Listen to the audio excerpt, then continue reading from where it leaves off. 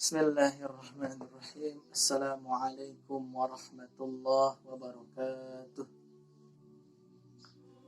Innal hamdalillah wassalatu wassalamu ala sayyidina Muhammad ibn Abdullah wa ala alihi wa sahbihi wa mawalah wa la hawla wa la quwwata illa billah. Wala rabbi shrah li sadri wa yassir li amri wahlul 'uqdatam min lisani yafqahu qawli. Rabbi zidna ilman warzuqna fahman bi rahmatika ya arhamar rahimin. Alhamdulillah, segala puji dan syukur terhadap Allah Subhanahu wa taala yang telah memberikan kepada kita semua berbagai macam nikmat, khususnya nikmat iman dan nikmat Islam. Salawat serta salam semoga terlimpah curahkan kepada baginda Nabi besar Muhammad sallallahu alaihi wasallam dan para keluarga sahabatnya dan kita selaku umatnya dan pengikutnya, semoga senantiasa diberikan syafaat yaumul qiyamah nanti, amin ya Allah ya rabbal alamin. Hadirin hadirah rahimakumullah, alhamdulillah kita masih bisa berjumpa kembali di acara YouTube saya, channel Cece.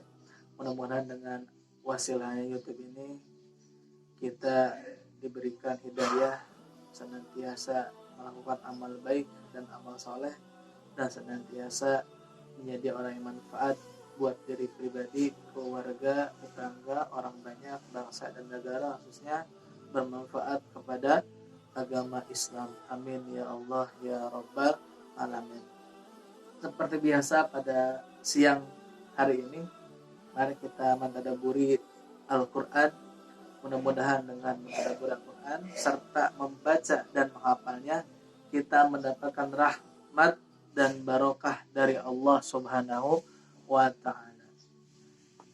Kita belajar Al-Quran, membaca sambil mentadabbur daripada surat Al-Baqarah. Surat Al-Baqarah ayat ke-261 atau surat kedua setelah Al-Fatihah. Al-Fatihah kemudian Al-Baqarah. Para hadirin hadirat dimanapun Anda berada, mari yang lagi sudah wudu, yang udah megang Al-Quran, dilihat Al-Qurannya di dalam surat Al-Baqarah ayat 261. Kita baca terlebih dahulu, kemudian kita mencoba menghafal sedikit demi sedikit, dan insya Allah ini ayat maksudnya cuma satu ayat aja, tapi mudah-mudahan Allah senantiasa memberikan barokah dan pahala banyak kepada kita semua, amin ya Allah ya rabbal alamin. Ayo mari kita baca. A'udzu billahi minasyaitonir rajim. Bismillahirrahmanirrahim. مثل الذين ينفقون أموالهم في سبيل الله كمثل حبة أنبتت 7 سنابل في كل سنبلة 100 حبة والله يضاعف لمن يشاء wallahu wasi'un alim. Ayo buka Qurannya sampai kita meninggalkan Al-Quran. Kalau bisa diusahakan sehari 1 juz, kalau enggak setengah juz, kalau enggak 1 kaca atau 2 kaca. Mudah-mudahan Allah memberikan kita hidayah selalu, amin ya Allah ya rabbal alamin. Mari kita sedikit menghafal bersama-sama sesama ya. A'udzu billahi minasyaitonir rajim. Ayo. Bismillahirrahmanirrahim. Bismillahirrahmanirrahim. Masalul ladzina yunfikuna Masalul ladzina yunfikuna. Ayo lagi. Masalul ladzina yunfikuna amwalahum fi sabilillah. Amwalahum fi sabilillah. Amwalahum fi sabilillah kamasali habbah. Kamasali habbah. Kamasali habbah ambatat sab'a sanabila. أنبتت سبع سنابل. أنبتت سبع سنابل في كل سنبلة 100 حبة. في كل سنبلة 100 حبة.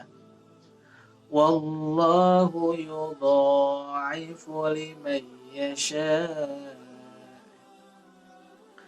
والله يضاعف لمن يشاء. والله واسع عليم. والله واسع عليم. والله واسع عليم. بسم الله الرحمن الرحيم.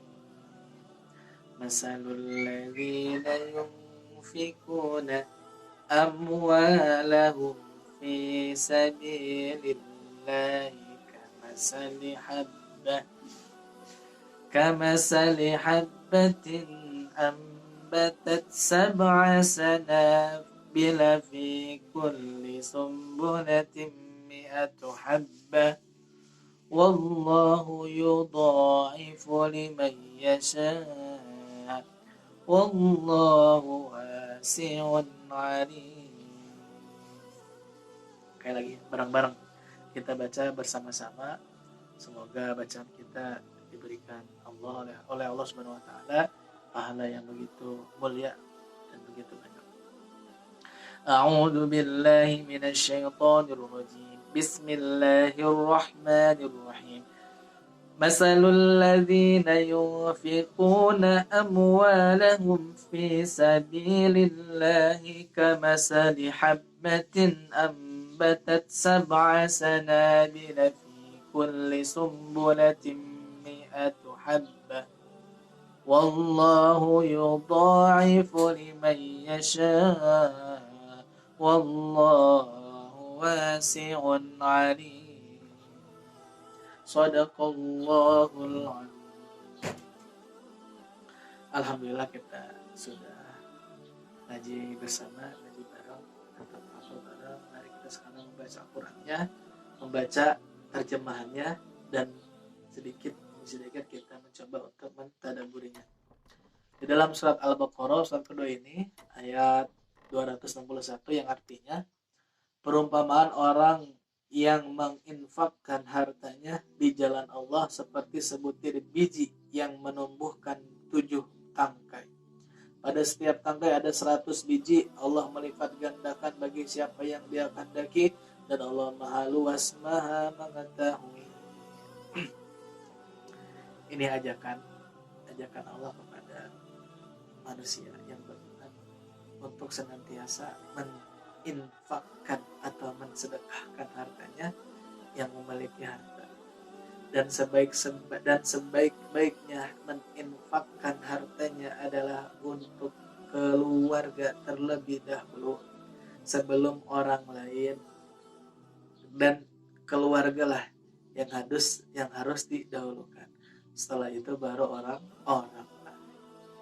Coba, terkadang tuh ada aja orang yang senang berbagi terhadap teman akrabnya atau teman karib atau sahibnya atau sahabatnya banyak, tapi lupa dia tidak bersedekah atau tidak berbagi dengan keluarganya atau bahkan pelit sama adiknya. Nauzubillah min dzalik. Maka alangkah lebih baiknya jika seseorang melakukan perbuatan sedekah atau infak, maka sedekah itu harus diberikan kepada saudara terlebih dahulu yang membutuhkan, apalagi orang tua kita, apalagi adik kita, baru setelah itu ke tetangga, ke orang parkir dan fakir dan orang miskin. Mari senantiasa tumbuhkan rasa kepedulian kita kepada orang lain, terlebih kepada keluarga kita. Karena di dalam Quran ini menjelaskan perumpamaan orang yang menginfak hartanya di jalan Allah seperti sebutir biji yang menumbuhkan 7 tangkai. Seperti satu biji yang menumbuhkan 7 tangkai. Artinya apa? Bahwasanya orang yang sedekah akan dilipat gandakan sedekah tersebut oleh Allah, dan orang sedekah tidak akan pernah ada orang yang sedekah itu menjadi miskin. Nauzubillah, tidak. Tetapi di sini harus dibangkitkan sedekah karena Allah Subhanahu wa ta'ala. Maka mari kita senantiasa bersedekah kepada keluarga terlebih dahulu, kepada saudara, tetangga, dan yang selanjutnya adalah fakir miskin dan anak yatim yang membutuhkan. Jangan sampai pelit, ya, jangan sampai pelit. Bahkan ini yang kita dipelajari adalah jika seseorang masak di dalam rumahnya, kalau seandainya tetangganya tercium, maka harus diperbanyak kuahnya. Hakikatnya adalah memberi kepada tetangga jika masakan kita itu banyak atau terciumnya sangat kepada tetangga. Mudah-mudahan Allah jadikan kita hamba yang senang bersedekah, senang infak. Apa saja infaknya boleh, apa saja boleh, berbentuk pakaian, kolan suah, peci, baju, dan yang baik segalanya, dan yakini bahwasanya infak sedekah kita akan membuahkan pahala daripada Allah Subhanahu wa ta'ala, dan pahala itu akan berlipat-lipat ganda. Di dalam surat yang lain atau ayat yang lain dijelaskan, man jaa bil hasanati falahu asru amsalha. Barang siapa yang mendatangkan kepada kebaikan 1, maka Allah akan ganti kepadanya 10. Jadi orang yang berbuat baik 1, pahalanya 10, yakni Allah akan balas kepada dia 10 kebaikan. Sebenarnya 1 kebaikan aja cukup, tapi kalau Allah itu Maha Rahman, Maha Kasih Sayang, dengan 10 kebaikan, karena tahu hambanya suka lengah atau suka malas untuk berinfak. Suatu ketika ada di zamannya salafun soleh, orang soleh, ada orang yang luar biasa. Orang ini adalah seorang ayah, yang mana disebutkan orang ini amal ibadahnya bagus. Suatu ketika sedang masuk ke kamar mandi atau di kamar mandi. Ayah ini kamar mandi, habis di kamar mandi sedang mandi atau sedang aktivitas di kamar mandi seperti itu. Kemudian di benak pikirannya, bapak tersebut pengen mengeluarkan sedekah atau pengen berbagi bajunya yang telah dibelinya. Dan ketika udah di otak pikiran ini, kemudian bapak tersebut memanggil anaknya yang ada di ruang tamu atau di ruang TV. Anakku, sini anakku. Anaknya kaget. Ada apa ayah? Tumben ayah. Biasanya ayah tuh pantang berbicara di kamar mandi. Kenapa ayah? Kenapa? Kok bisa berbicara? Karena kan hukumnya kalau kita berbicara di kamar mandi itu hukumnya makruh. Lebih baik tidak usah daripada berbicara. Karena ini penting untuk melakukan sedekah. Bahasa anakku ya, kenapa ya? Tumben ini, biasanya tidak ada satu suara pun yang kau ucapkan. Gini anakku, di benak saya sekarang ayah pengen bersedekah baju ini kasih kesimpulan. Dan sekarang juga tolong ayah antarkan baju ini untuk si pulang atau untuk si dia. Maka anak tersebut mencari bajunya, ketemu, kemudian disedekahkan terhadap saudaranya. Subhanallah, Masya Allah. Bayangkan saja nih, orang yang di kamar mandi memikirkan sedekahnya. Kenapa langsung sedekah di saat itu? Karena takut lupa, takut hilang, dan emang setan itu banyak godaannya. Banyak. Kalau seandainya dia kata orang tadi, kenapa ayah gak keluar dulu aja baru sedekah dan ayah memberinya? karena ayah takut ketika sudah mandi keluar WC dan pemikiran itu atau unek-unek daripada otak ayah tidak akan keluar lagi atau bahkan lupa. Maka jika kita sudah terbetik hati dan pikiran untuk bersedekah, maka langsung itu sedekah dikeluarkan, dikeluarkan, jangan sampai disimpan, karena kalau disimpan itu atau ditantar akan menjadikan tidak bersedekah. Begitulah yang kita rasakan. Ayo coba, benar kan? Iya, bisa jadi ya. Ya, saya juga hampir seperti itu. Mudah-mudahan Allah berikan kemudahan untuk kita berinfak. Nah, itu zaman salafun soleh, saking luar biasa. Saking luar biasa. Yang kedua adalah cerita yang mana ini ceritanya luar biasa. Ada seorang ayah yang masih muda. Ini ayah ini senang ngaji di zaman kurang lebih zamannya 80-an, 1980. Yang mana zaman itu ekonomi masih ya lumayan lancar ya. Kemudian barang-barang tidak mahal karena tergantung zamannya. Diceritakan bahwasanya ayah muda ini senang ngaji dan kalau beli bensin itu 1.000. Nah, dulu katanya 1.000 itu setengah liter ya, 1.000 itu cukup. Dan memiliki kendaraan, yaitu kendaraan yang unik, yang ajib, yang keren, yaitu Vespa. Khas deh suaranya khas banget kan kalau Vespa ya. Mudah-mudahan kita punya motor Vespa, amin. Begitu juga saya, mudah-mudahan punya motor Vespa ya, buat keliling-keliling kampung atau keliling daerah, keliling mana aja, membawakan keberkahan. Apa ayah muda ini atau bapak muda ini pergilah suatu saat ke majelis. Ketika berangkat ke majelis, sisa uang 1.000 itu 1.000 karena pekerjaannya belum masuk kerja lagi. Suatu ketika di depan rumah dihidupkan apanya, motor Vespanya, trek itulah suaranya. Ternyata gak hidup tuh, motornya gak hidup. Nah, dimiringin, nah gitulah biasalah. Orang yang udah punya Vespa dimiringin dulu tuh, nggak ada bensinnya, mungkin ada sedikit. Ternyata Vespa itu berbunyi. Alhamdulillah. Pas dilihat ternyata sudah sedikit bensinnya. Jalanlah menuju pengajian, yang mana kurang lebih perjalanannya sampai 3 kilo 4 kilo ya, lumayan. Nah, di perjalanan yang sudah lumayan mendekati majelisnya, di sampingnya ada pom bensin. Ketika dia melirik pom bensin, ketika dia pom bensin, kemudian dia masih maju. Ketika dia maju baru ingat, ngisi bensin ini motor dikit lagi. Tapi kalau ngisi bensin ke belakang, males ke belakangnya. Bentar lagi mau ke majelis. Ya udahlah, ngisi bensin ntar aja dah. Balikin majelis aja, habis selesai majelis.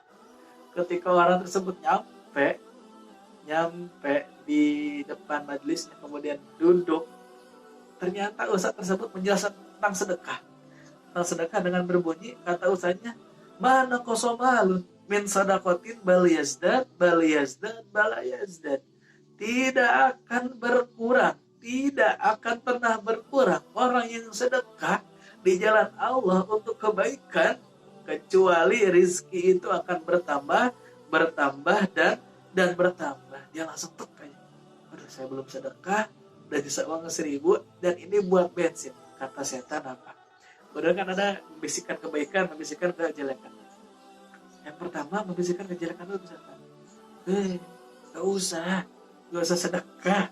Yang ada motor kamu gak hidup lagi. Yang satu lagi, ya sedekah aja, insya Allah ada gantinya. Keropak datang, kan biasa kalau di majelis kan ada suka keropak kecil ya. Keropak dulu, Allah tuh dari apa tuh? Dari kayu kayaknya sama, dari papannya.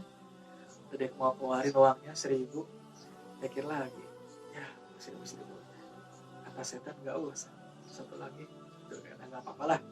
Bismillah, masuk gitu. Jalan. Karena mendengarkan motivasi tadi, Ustaz tadi berceramah, mana kosomalu min sadaqatin bal yazdad 3 kali, tidak akan pernah berkurang orang yang bersedekah, melainkan dia akan bertambah dan bertambah. Bereslah pengajian, kemudian orang tersebut naikin kendaraan Vespa tersebut yang suaranya antik lah, di perjalanan sebelum pom bensin sekitar 2 kilo lagi, 2 kilo kurang lagi, tang tang tang tang tang tang tang tang tang gitu lah suaranya. Ternyata motornya mogok dikarenakan bensinnya habis. Apa kata setan? Apa kata gue? Apa kata gue? Kan jadinya kan motornya apa namanya? Mati kan karena bensinnya nggak ada. Kalau orang tadi mengeluh, maka dia tidak akan ditolong oleh kata orang tersebut apa? Sudah waktunya kali saya dorong, karena saya kan biasanya pakai motor mulu, mungkin saya dorong lah. Ketika didorong olehnya, dorong 1 meter, 2 meter, 3 meter sampai 10 meter dorong, lumayan. Datang mobil sedan. Nama zaman dulu mobil sedan luar biasa kan, tahun 90-an. Mobil sedan pelan-pelan duluan, ternyata pas dilihat kayak teman saya. Padahal mobil sedan tadi kembali lagi ke belakang. Ternyata teman saya. Kata dia, kenapa? Teman ente nih dulu. Oh iya. Ngobrol lama, akhirnya naik mobil dah. Udah, motor kamu taruh situ aja kunci. Kita beli bensin karena kurang lebih 1 kilo 2 kilo kan ke tempat bensin. Beli bensin, pulang beli air dulu tuh, air dimasukin air yang 6 ribuan 5 ribuan itu. Kemudian orang tersebut beli bensin di botol itu, dia beli bensin pulang. Pas pulang di jalanan pulang sebelum nyampe ke motor Vespa tadi, ngobrol tuh, enak ya jadi ente mah, kata orang yang punya mobil. Lah kok gitu? Saya yang merasa tidak enak jadi saya, tapi saya melihat engkau udah mempunyai mobil, punya kerjaan yang enak, yang mana mungkin uangnya banyak, lah lebih enak kan engkau. Kata orang yang punya Vespa tadi, ya lebih enak kan engkau. Enggak, kita nikahan sama, kata orang mobil sedan tadi, tapi saya belum punya anak, engkau udah punya anak 3 aja. Jaganya kan dari Allah Subhanahu wa Ta'ala. Tapi emang mau anak tukar sama mobil? Ya enggak juga ya. Ya enggak. Oh ya udah, doain saya mudah-mudahan cepat punya anak, mudah-mudahan aku jadi orang yang bermanfaat dan majlis.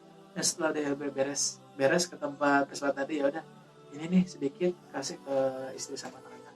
Amplopnya dikasih tuh sama si orang yang punya mobil tadi, itu dikasih tuh. Mobil tadi dikasih orang. Setelah dibawa, ini apaan? Udah nih, buat ente aja. Yang harus diketahui adalah itu amplop daripada gajinya, tambahan gajinya yang belum pernah dia buka atau belum sempat buka. Si Vespa ini diisi tuh, udah langsung pulang ke rumah.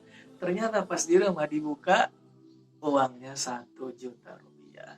Alhamdulillah, bersyukur. 1.000 sedekahnya diganti oleh Allah 1 juta. Pekerjaan apa? 1 jam kurang lebih perjalanan dapat 1 juta. Begitulah Allah Subhanahu wa Ta'ala akan menolong hambanya jika hambanya senantiasa melakukan perkara yang baik. Selanjutnya itu adalah tentang sedekah, yang mana jika orang tersebut tidak mampu, maka boleh ditanya seperti apa. Kalau di dalam hadis yang lain dijelaskan, tabassamuka ila akhika sadaqatun, senyum engkau terhadap saudaramu termasuk sedekah. Kemudian dalam seperti biasa dalam kitab Riyadhus Shalihin dijelaskan bahwasanya apa saja itu sedekah, yang disebut sedekah, apa saja yang disebut sedekah. Di sini dijelaskan bahwasanya pada halaman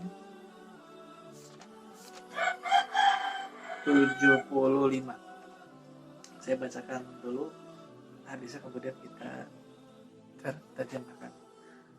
Bismillahirrahmanirrahim. An Abi Dzarrin radhiyallahu anhu anna Rasulullah sallallahu alaihi wasallam qala yusbihu ala kulli salama min ahadikum sadaqatun wa kullu tasbihatin sadaqatun wa kullu tahmidatin sadaqatun wa kullu tahlilatin sadaqatun wa kullu takbiratin sadaqatun wa amrun bil ma'rufi sadaqatun wa nahyun 'anil munkari sadaqatun wa yujzi'u min dzalika rak'atani yarka'uhuma minad duha, rawahu Muslim. Di dalam hadis ini dijelaskan bentuk tentang sedekah itu selain tidak memiliki harta, barang dengan cara apa? Rasulullah SAW menjelaskan di sini, mari kita artikan. Bismillahirrahmanirrahim. An Abi Dzarin, daripada Abi Dzar, semoga Allah meridhoi kepadanya, bahwasanya Rasulullah SAW bersabda, yusbihu ala kulli sulama min ahadikum sadaqatun. Yusbihu, diharuskan setiap pagi, ala kulli sulama, terhadap sendi-sendi tubuh kita, min ahadikum sadaqatun, daripada kalian semua harus bersedekah. Fakulu tasbihatin sadaqatun, dan setiap tasbih subhanallah itu sedekah. Wa kullu tahmidatin sadaqatun, dan setiap tahmidatin alhamdulillah itu sedekah. Wa kullu tahlilatin sadaqatun, dan setiap seluruh tahlil la ilaha illallah itu sedekah. Wa kullu takbiratin sadaqatun, dan setiap bacaan takbir Allahu Akbar, Allah besar, itu adalah sedekah. Wa amru bil ma'ruf, dan memerintahkan kepada kebaikan itu termasuk sedekah. Wa nahyu anil munkar sadaqatun, dan mencegah daripada perbuatan yang mungkar, yang jelek, kotor, maksiat, dilarang. Kita benar-benar mencoba untuk melarangnya, dan kejadian tidak terjadi itu perbuatan tersebut, maka perbuatan itu disebut sedekah. Kemudian wajudzi'u min dzalika raq'atani yarka'uhuma min ad-duha, dan mencukupi perkara semua tadi adalah dengan sholat duha 2 rakaat.